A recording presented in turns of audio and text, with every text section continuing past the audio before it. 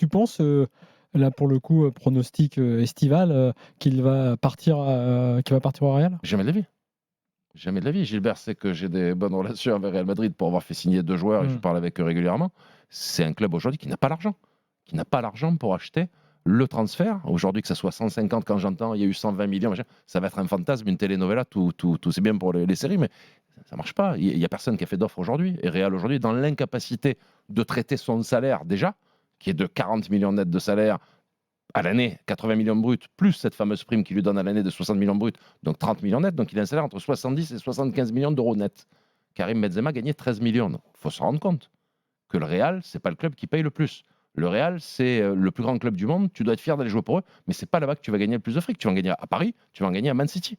Donc si tu veux aller jouer au Real Madrid, c'est parce que tu veux jouer pour le Real. C'est pas pour l'argent. Or, il me semble qu'ils ont un raisonnement quand même économique.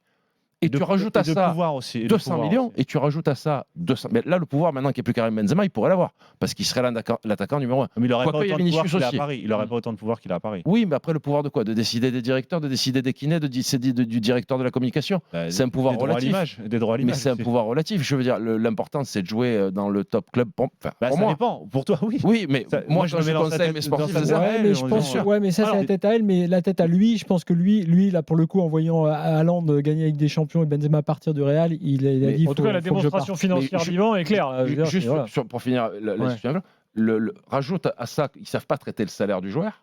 Et ils n'arrivaient déjà pas à le traiter à l'époque qu'il était libre de contrat, parce qu'au final, ils ont proposé à l'époque une vingtaine de millions d'euros versus les 70 qu'il perçoit ici. Donc on était à des années-lumière.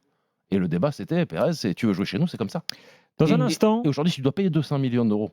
Ils ne peuvent pas aligner les deux. Ils n'arrivent même pas à aligner un des paramètres. Ils pensent que Real Madrid, vous l'avez tous vu, la maquette du nouveau stade, c'est 800 millions d'euros de crédit sur le nouveau stade, qui est un objet extraordinaire, fantastique, mais ils ont fait un crédit sur 800 millions d'euros pour leur stade. Bon, donc là, comme on dit, ils sont pendus, quoi.